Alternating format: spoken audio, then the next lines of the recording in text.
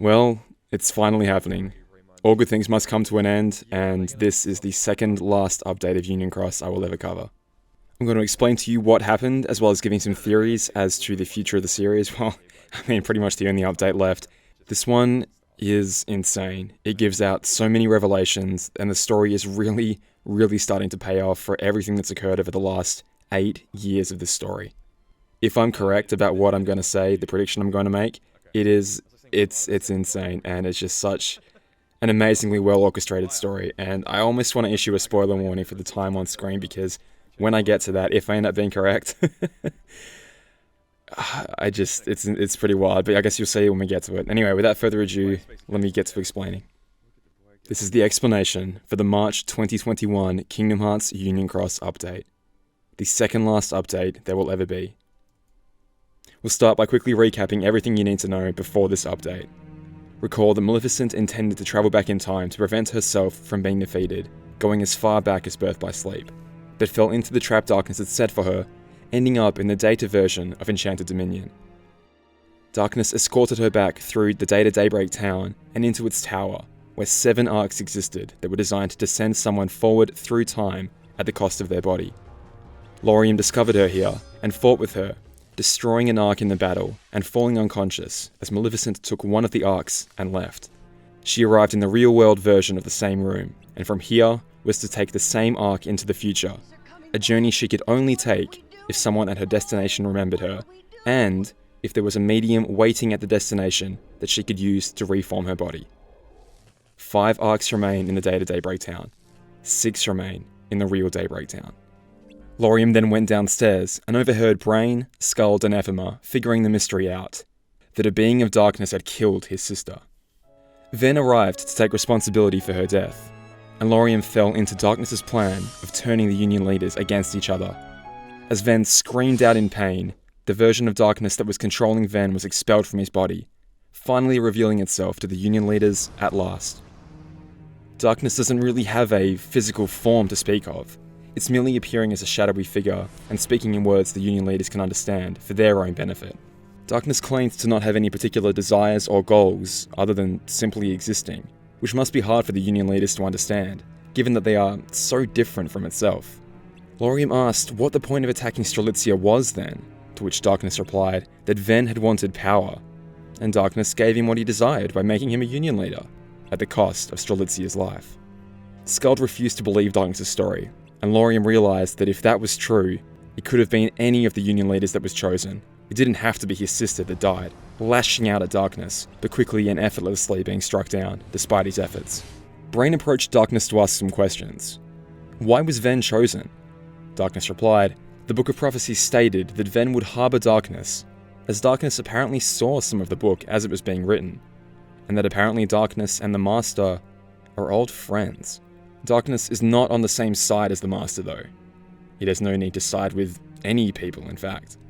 And Darkness hasn't been hiding this whole time either. None of the Union leaders just ever noticed it before now. As a side note, it's curious then that in Dark Road, Xehanort seems to be able to see Darkness hiding within people. Brain asks why Darkness refers to itself as a plural, and Darkness replies that shadows outnumber light, reminding me again of Dark Road and the idea that one bright light can cast many shadows. Darkness is alluding to the fact that multiple separate instances of Darkness seem to exist, and we have seen that the one that escorted Maleficent through Daybreak Town appears to be different to the one harbouring itself within Ven. This Darkness reveals that it is the only one in the room right now, to which Brain cheerfully responds by summoning his Keyblade, the Master Defender, and rallying Ephemer and Skuld to join him in attacking their shadowy foe. And lest we forget, our character has essentially fought through the entire campaign of Wreck-It Ralph, after chasing a Darkling into this world and looking for the source of all Daybreak Town's glitches. King Candy, of course, entered a game he didn't belong in, and detached Vanellope's code, causing her to glitch. He recognised us as being an outsider as well, and therefore a virus just like him, even though our presence seemed to quell Vanellope's glitches. After wrapping up the plot of the world, the player tracks down the final Darkling they had been tracking, which had become majorly corrupted after all the cyborg stacking that had occurred. The Darklings had been searching for someone, cryptically saying, "Not you," to the player and Ephemer previously. As the player watched Ralph and Vanellope say their goodbyes, Chirithy saw Vanellope rejecting being a princess, as in her heart she wanted to be a racer. It wondered to itself if anyone could have a different version of themselves lingering inside their heart. It even wondered if the player might have another version of them inside themselves. Another version that might even belong to the darkness. Perhaps Chirithy is trying to work out why the dark Chirithy claimed to be ours. With everything taken care of here, we open a portal back to Daybreak Town and hop inside. And now for the newest update. March 2021, the final update before April's grand finale. We are treated to more backstory, and I will cover that before returning to the plot affecting the present day. We see a retelling and then continuation of the Case of Luxu Scene from back cover. We still don't get to hear what's actually in the black box, but we do see that the Master of Masters instructs Luxu about the grand plan. When the Arks have all departed from Daybreak Town, that will fulfill Daybreak Town's purpose, and the world will be lost to darkness. Daybreak Town exists to nurture the dandelions, make them strong enough to take the light of this world into the future and pass it on to the next generation, where they will finally be able to defeat the darkness once and for all.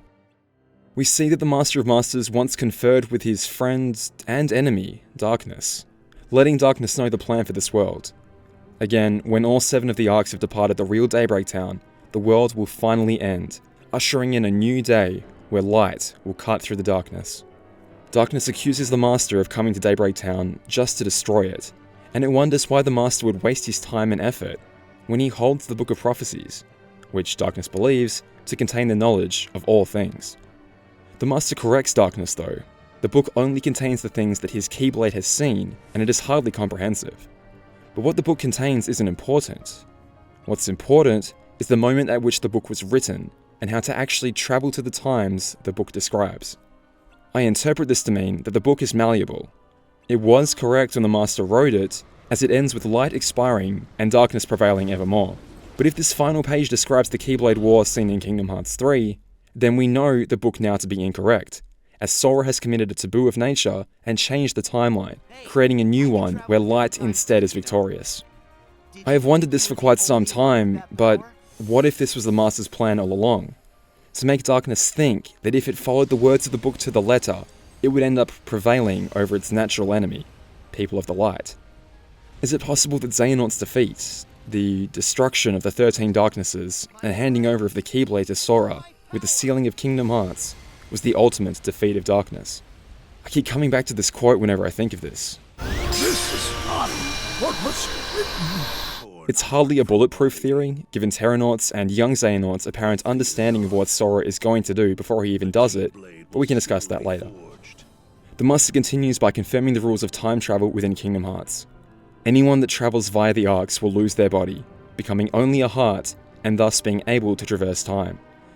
But they can be reformed so long as they have a medium to rebuild their body, and someone with memories of them at the destination. With their heart, memories, and a medium, they can become whole again. In the Master of Masters case, he has placed his own eye in the Keyblade he gave to Luxu, serving as the medium, and Luxu himself carries memories of the Master, meaning that the Master can theoretically time travel to any point in time that he likes that is described in the Book of Prophecies. That was the point of all of this. Darkness would inevitably win the war and overtake the light in this and every world. It seems that the Master's plan has been to recruit thousands of Keyblade wielders and make them fight over the world's light. Most will fall, but others will rise and be worthy to carry the light of the world. And now those that remain must make a choice about what to do when faced with darkness in a sealed-off world. Who will stay, and who will journey into the future?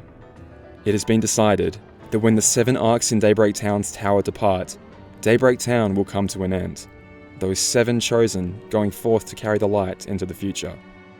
This is likely why Darkness trapped Maleficent and sent her into the future in an Ark, beginning the process so that the Union leaders wouldn't be able to make the choice of not taking any Arks at all.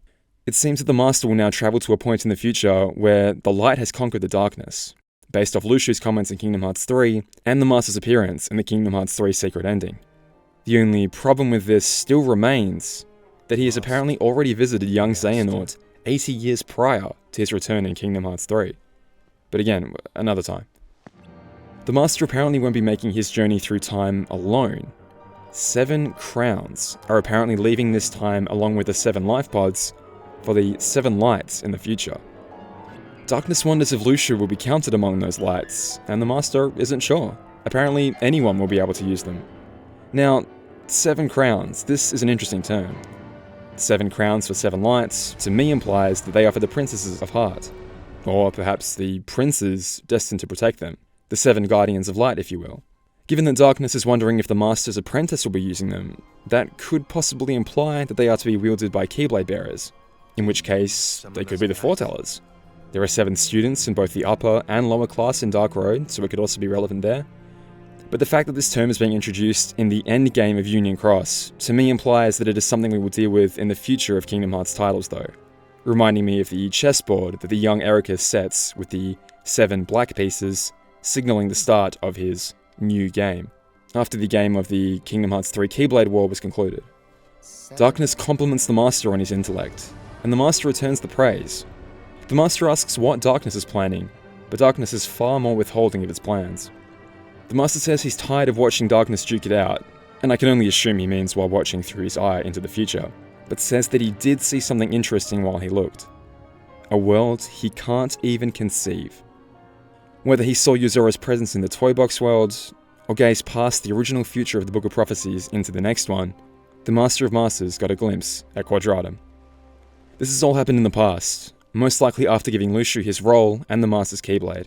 In fact, it may have occurred just before Ira approached the Master to receive his role in Kingdom Hearts back cover.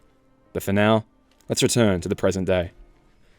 Luxu gazes out at the glitching Daybreak Town Tower, warning the Dandelions that they are almost out of time. After an intense clash, Skuld is knocked down, Brain is disarmed, and Ephemer is the only one left standing. Darkness declares that it's over, and Ephemer jokingly asks if that means Darkness is giving up already because he thought Darkness was stronger than that. Not really. Brain laughs and says that he sees through Darkness's earlier lie about not having any particular goal. Why else would it still be here and getting in the Union Leader's way? Darkness gloats that it is able to spread easily inside the data world, like a signal transferring malicious data. And Brain asks why it even needed to sneak inside Ven in that case. Darkness reconfirms that the book said Ven was to harbour Darkness, so Darkness made it happen. Skuld has had enough of this though. The justification for possessing Ventus and murdering Strelitzia was that a book said it would happen? She draws her blade in anger and faces Darkness down, as Brain also rises to his feet. Darkness elaborates. They are many beings of one mind, but by possessing Ven, they could divide themselves into distinct beings from the hive mind, with their own will. And to me, it sounds like it has taken Ven's darkness for itself, and left Ven as a being of pure light. Unless Ven already was a being of pure light prior to the possession, but as of right now we can't be sure. Lauriam regains consciousness, and understands that it was the darkness, not Ven, that attacked Strelitzia, and joins his relieved friends in arms against the darkness. Darkness isn't phased though. It easily defeated 3 Keyblade wielders already. Having one more won't help. A voice from the distance asks, "Then how about 2? We leap through the portal from the Candy Kingdom and bear down our shadowy foe. 5 lights now standing united against the darkness. Now seemingly concerned, Darkness states that even if we manage to defeat it, we will still ultimately lose. But Lauriam is having none of it. He points his blade directly at Darkness and asserts that we shall defeat Darkness and return to the real Daybreak Town using the Arks upstairs, just like Maleficent did. Darkness gloats at the group's ignorance. Even if they return to the real Daybreak Town, there is no way to save it. It was set in motion the moment Maleficent used the first Ark. In accordance with the Master's plan, once the Arks have departed, then Daybreak Town will be sealed away. A last resort plan to contain Darkness in the event that it cannot be defeated. Skuld and Lauriam think this means that they are just pawns, meant to serve their role and set these events into motion, but Ephemer refuses to believe it. He has no idea what the Masters of the other unions might have thought, but Master Ava chose the Union leaders, and would not just treat them like disposable pawns. Brain agrees, and the 5 young Keyblade wielders take up battle stances as they prepare to engage their shadowy foe. Darkness is a mighty opponent, lashing out at us when we strike it, and unleashing a tirade of dark attacks against us. But we are not alone. Brain slashes forward with one hand, then back with a reverse swing, then uses his Keyblade to fire off multiple arcs of light, as he circles up and over darkness, landing behind it and finishing with a Zantetsuken. Awesome. Ephemer fires off Ragnarok. Lauriam ascends and performs a teleporting strike called Final Judgment, much like his nobody incarnation will one day likewise perform. And Skuld strikes with an attack called Sonic Mirage, where she summons crystals of ice around her foe and rapidly strikes through each one of them. With our combined might, we manage to strike a decent blow at darkness. However, it informs us that since it doesn't have a physical form, it cannot be destroyed. 3 Darklings appear and circle around Ven. It seems they have finally located the Keyblade wielder they've been searching for all this time. Ven opens his eyes, clutches his heart, and emits a brilliant, bright light, dispelling not only the Darklings, but darkness itself. He confidently walks past his allies and stares at the top corner of the room, where darkness is reforming itself as far away from the light as possible. Ven realizes that if darkness used him to reform itself into a pure being of darkness, leaving Ven as a pure light, then he can do the same thing back to darkness, and combine them both into one being that can be destroyed. He summons his Keyblade and prepares to strike, but Lauriam grabs his hand and asks Ven not to do this. He can't bear losing anyone else to this monster. Ven looks back at his friend, and with a sad smile tells him, everything's gonna be alright. And Lauriam only has time to scream his friend's name before Ven leaps at rapid speed towards darkness, and the room is engulfed in a bright burst of light. If we look carefully at the clues the rest of the Kingdom Hearts series has given us, we may be able to piece together what will happen next. And with that, I almost want to issue a spoiler warning. If I'm right, it's pretty insane. Ven, Lauriam, our character, Ephemer, Skuld, Brain. 6 wielders of light standing against the darkness. Whatever happens next, we know that some of these characters will escape to the future as Lauriam has planned. Ven appears before Master Xehanort, as if fate itself intended them to meet. Lauriam, and likely Elrena, appear a few years later, where they will be found by Luxu and recruited into Organization 13. Despite my theories, we cannot be sure what happens to the player in Ephemer, but we have gotten some extremely strong clues as to what happens to Skuld. We believe Skuld to be Subject X, the mysterious girl that Issa and Lee befriended and made plans to rescue before the beginning of Birth by Sleep. From the secret reports of Kingdom Hearts 3, we know that she has precious few memories. Just like Lauriam, Elrena, and Ven, it seems that the time travel stripped Skuld of almost all her memories. Apprentice Xehanort was able to ascertain that she remembered the phrase, "May your heart be your guiding key," and that she departed from her original world, a bygone age of fairy tales with her companions. Her last memories from her original time, apart from that phrase, were 4 friends and a key. Skuld is in this room right now. She has 5 friends in the room with her. Ephemer, our character, Lauriam, Brain, and Ven. As has just been revealed, Ven is a being of pure light and has leapt into battle to fight against a being of pure darkness. 4 friends and a key. I believe Ven and darkness are about to become the Keyblade. Ven's pure light has clashed with the pure darkness once already in this series. However, due to Xehanort's shortcutting of the method, the union was incomplete, and the vessel used to create the Keyblade still existed. The original Keyblade was said to shatter into 13 pieces of darkness and 7 pieces of light, and only when the 7 and 13 were reunited could the blade be properly reformed, as seen in Kingdom Hearts 3. If we are about to witness the original, true forming of the Keyblade, perhaps the gathering of the 13 and 7 is unnecessary because, well, it hasn't broken into that many pieces yet. But the legends say that the original Keyblade was destroyed as a result of the Keyblade War. If Ven and Darkness do indeed fuse to become the blade, we may also see the blade's destruction, shattering into the 7 lights that will one day be embodied by the 7 princesses of heart, and the 13 darknesses that will plague the realm of light. I can see the Keyblade being used to perhaps transform Daybreak Town into Scala ad Caelum, a trick that Brain may pick up with his Master Defender and pass down to future generations, if they ever need to, say, seal away an important world to protect it from the forces of darkness. If the Keyblade does end up being destroyed, perhaps the godlike yet chaotic energy that it contains may have adverse effects on anyone around it. Perhaps the mystery of Ephemer's strange appearance and summoning of the light of thousands of Keyblade wielders from the past in Kingdom Hearts 3 could be explained by him sacrificing himself to contain the Keyblade's power. Because no matter what happens to him, I don't think he'll be taking a pod. Or if he does, the place he arrives at may not be where he intended to go. Meanwhile, in the real Daybreak Town, the darkness that had brought Maleficent to the room with the lifeboats and sent her forward in time was about to check on how things were going in the data world, when it was approached by someone in a black coat, wondering why this darkness wasn't part of the greater whole, or if it was now able to act independently. Darkness initially didn't recognize the intruder, thinking that there shouldn't be any remaining masters in Daybreak Town, but quickly realizing that this was Luxu. Luxu believed that Darkness wouldn't have seen this coming, given that it didn't get a full look at the Book of Prophecies.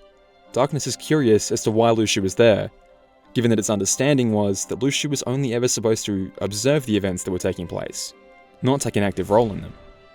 Darkness's friend, the Master of Masters, told him to be here. Not by his literal words, in fact he expressly forbade Luxu from interfering, but after thinking it through for the last few years, Luxu thinks he finally understands what the Master truly wanted. As he says this, he types some commands onto the terminal on the left of the room, the terminal that shows one of the pods has already departed, which we of course know to be the one that Maleficent took previously. He selects an arc, and it lights up in blue on the terminal, and the real middle arc in the center of the room opens up in response. Darkness warns Luxu that if he travels through time right now, the Master's plan will be ruined, presumably as there will be no one to hold the Master's Keyblade throughout all the coming years, and therefore allow the Book of Prophecies to be written. But Luxu simply responds that the arc isn't for him, and walks forward, placing the white sheet he has been carrying acting as a cloak into the pod.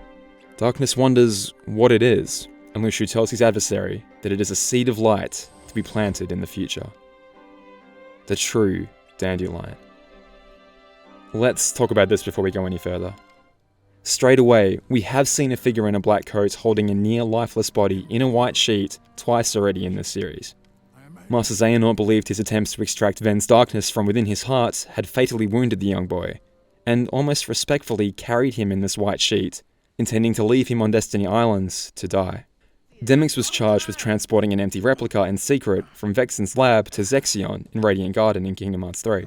And given that Ven is literally fighting darkness in Data Daybreak Town right now, while these events are happening, I do not believe it is Ven, though it could be a necessary medium for Ven to time travel to.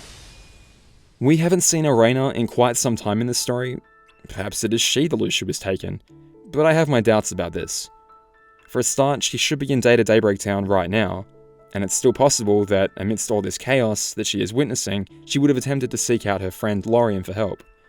I am entertained by the idea that Xehanort might somehow be the True Dandelion. He apparently holds several memories from this time period.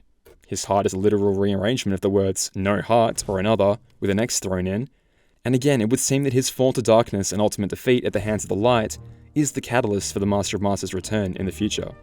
I've already wondered if he is somehow some sort of being created for the explicit purpose of falling to darkness, but we can speculate about that another time.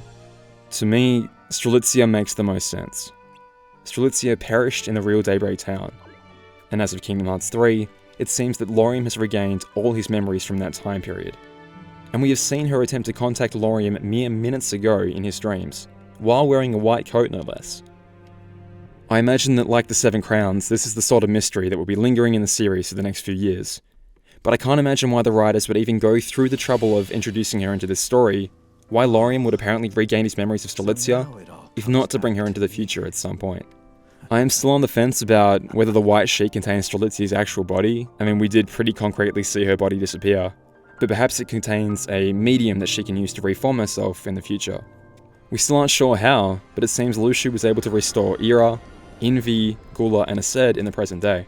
Luxu would have held memories of the Foretellers, and perhaps the box contains a medium for them to reform themselves with. Although, Melody of Memory hints that perhaps the Ancient Masters have been in Quadratum this entire time, so we can't really be sure just yet. Speaking of the Foretellers, for what it's worth, Ava's fate after the Keyblade War is still unknown. Perhaps as the leader of the Dandelions, she could be considered the True Dandelion. Luxu is seemingly deviating slightly from the Master's stated plan, though no matter what he does, we know the Master will be able to see the effect of Luxu's actions regardless. He is sending the seed of the True Dandelion into the future, leaving the real Daybreak Town with only 5 pods remaining, but will not take one himself. Instead, the loyal Luxu will stay and watch everything that is about to unfold. We know that Luxu will also soon hand off his Keyblade to one of the Union leaders, and my money for this inheritor is still on Brain. Go with me here. Let's for now rule out Arena as the True Dandelion. That means that she, Lauriam, Skuld, and Ven should be the people confirmed to be taking the pods. How will Ven take a pod if he becomes the Keyblade? I mean, the theory's not bulletproof, but again, maybe it'll be a case similar to Birth by Sleep, whereby the blade is formed, and the actual body of Ven still remains alongside it. And that leaves but one pod remaining, and Ephemer, Brain, and our character are the main candidates that could use it. Like I said earlier, I do wonder if Ephemer won't meet a different, possibly Keyblade-related fate. I honestly think our character has a chance at entering the pod. We don't seem like the type to let another sacrifice themselves for us, but maybe after everyone else has left, Brain will push us inside a pod and seal us in. I say this because I can envision a scenario in which Brain and Luxu are the only ones left behind, and Luxu is finally able to bequeath the Master's Keyblade to its new owner. Brain may then take it, and along with the Dandelions, found the new city of Scala ad Kylum from Daybreak Town's ruins. Again, starting a lineage that ends with Ericus, carrying on a family history of hating darkness. Brain may be the one that gets in the pod and travels to the future, but I really like the idea of our character being the one in the pod. And you'll really have to go with me for this one. Recall the rules of time travel one last time. You need a medium to recreate you, and someone with memories of you at the destination. Ven, Lauriam, Arena, and Skuld are complete amnesiacs when they arrive in the present. Perhaps mediums were strategically left to act as waypoints for these people, but who would have memories of them in the future? Hear me out here, but Luxu may have intentionally sealed some of his memories away from this time period, perhaps so that when he was naunted, Master Xehanort wouldn't discover any of his ancient origins. This may explain why Xigbar asks the organization members to search for the box in Kingdom Hearts 3, because he has hidden knowledge of its location from himself. And only after being recompleted would he regain his memories, just as Lauriam seemed to have. With his memories intact, he could now act as a waypoint for the Foretellers, but I'm getting a little off track. If Luxu left mediums, but no memories for the Union leaders, would they reform as amnesiacs? Actually, is that the reason why Lauriam finally regains his memories in Kingdom Hearts 3? Because as soon as we slay Xigbar, he reforms as Braig, all his Sid and Luxu memories restored, and therefore able to be returned to Lauriam moments later when he too is defeated? So what happens if Luxu doesn't have memories of a person? Our character has been predominantly off with the Dandelions or in Disney Worlds for the majority of the story of Kingdom Hearts Key and Union Cross. Luxu wouldn't have seen us talking to Gula, he was too distracted fighting Ava. He may have been too interested in the fate of the Foretellers and, the opening of Kingdom Hearts to see us in the Keyblade War. He's probably been watching the Union leaders for most of the time after the war, and we've only spent a brief amount of time with Ephemer since the war happened, and we split from him soon after entering Game Central Station, and have literally only just reunited with him days, if not weeks later now. And Luxu probably didn't even see that because he's been too busy taking the True Dandelion into the pod. What I'm saying is, does Luxu even know who we are? If our Union leader friends get flung into the future, but at least have a medium to rebuild themselves, what happens if we lack both a medium and memories? Apprentice Xehanort may have an answer for us. In a world that's neither of light nor darkness, but somewhere on the other side. Your task will be far from easy. If that happens, you must abandon your search. We have failed. Is it possible that our character has entered a world of neither light nor darkness? Have we entered Quadratum? Memoryless, formless, nothing but a heart. What would happen if we were propelled into this strange world? Understand that this character is not only a Keyblade wielder from Daybreak Town, but also an avatar of us. You, the person watching this video right now, the person that has played Kingdom Hearts video games in the past.